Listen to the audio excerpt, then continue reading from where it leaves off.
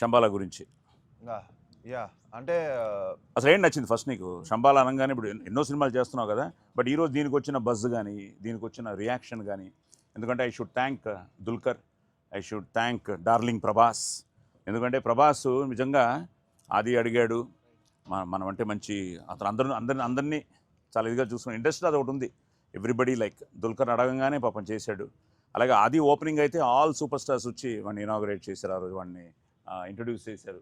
So Dulquer చేయడం, టీజర్కి మంచి response వచ్చింది. ప్రభాస్, డార్లింగ్ ప్రభాస్ ఫ్యాన్స్ కూడా ఆల్ డార్లింగ్స్ వాళ్ళందరూ కూడా ఎంతో ఎంతో ఎంతో ఇదిగా దీన్ని రిసీవ్ చేసుకున్నారు. ఎందుకంటే నేను పోలీస్ స్టోరీ చిరంజీవి గారికి చూపించినప్పుడు ఆయన కొంచెం మొహమాట పడ్డారు. అంటే సినిమా చూసి నేను చెప్తే రేపు సినిమా నేను అన్న అన్నయ్య చూసి మీకు నచ్చితేనే సినిమా గురించి చెప్పండి అని. సో ఆయన సినిమా చూసి నచ్చి ఆయన 4 మాటలు ఆ సినిమా గురించి మాట్లాడేటప్పటికి ఒక తెలియని ఇండస్ట్రీలో అందరూ అలాగే, ఆ రోజున్న ఇండస్ట్రీలో పెద్దవాళ్ళందరూ అలాగే చూసి అన్నయ్యతో మొదలెట్టి అందరూ నన్ను ఆ సినిమా చూసి నచ్చి ఆశీర్వదించారు. ఇక థియేటర్కి జనం మామూలుగా రాలేదు. అలాగే రేపు నీకు దుల్కర్ ఫ్యాన్స్ అవ్వచ్చు, ఈరోజు ప్రభాస్ గారి ఫ్యాన్స్ అవ్వచ్చు, అలాగే ఈరోజు ఇండస్ట్రీలో సపోర్ట్ చేస్తున్న ఆల్ హీరోస్ వీళ్ళందరూ, కిరణ్ కూడా సో ఎక్సైటెడ్, కిరణ్ భవనం వీళ్ళందరూ.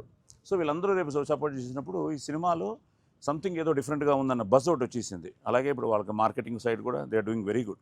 సో ఫస్ట్ నువ్వు శంబాలా ఎవరు అనే చెప్పారు కదా నీకు?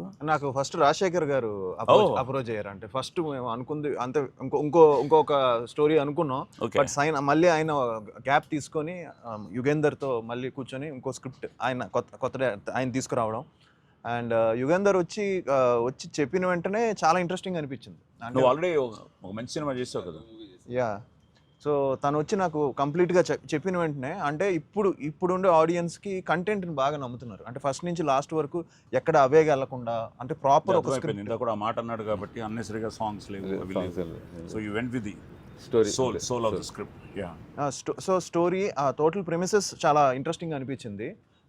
అంటే షూర్ షార్ట్గా, అంటే తను చెప్పింది తీస్తే బాగుంటుంది, యాజ్ టీజ్గా తను చెప్పింది తీస్తే, అంటే ఒక సైన్స్కి శాస్త్రానికి మంచి జరిగే ఒక ఇది.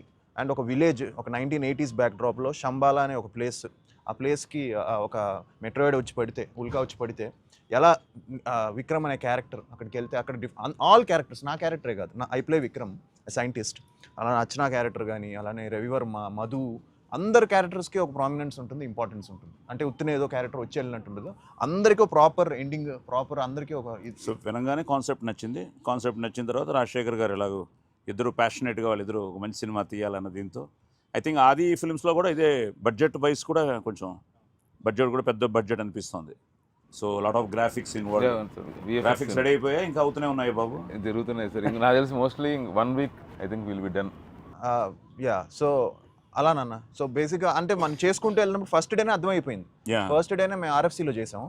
సో తను అదే కదా, మొత్తం మనం ఆ ఉల్కా పడిన ప్లేస్ దాన్ని మొత్తం ఇది చేసి కట్ చేసి అవంతా చాలా ఎక్స్పెన్సివ్ అఫేరే మొత్తం ఫస్ట్ నుంచి. అందులో నుంచి అతను ఫైర్ తో పరిగెత్తుకు రావడం షార్టేనా? అది లేదు సార్. ఫస్ట్ ఆ ఉల్కా దగ్గర చేసాము. ఫస్ట్ చేసినప్పుడు ఆ గెడ్ ఉంది కదా సార్, అక్కడ గెడ్ అంతా ఉంది కదా, దాన్ని అది పెంచి మళ్ళీ దాన్ని అంటే కట్ చేయించేసి మళ్ళీ ఒక 2 months పెంచి మళ్ళీ షూట్ చేసాం. అంటే అది ఆర్ఎఫ్సీనే.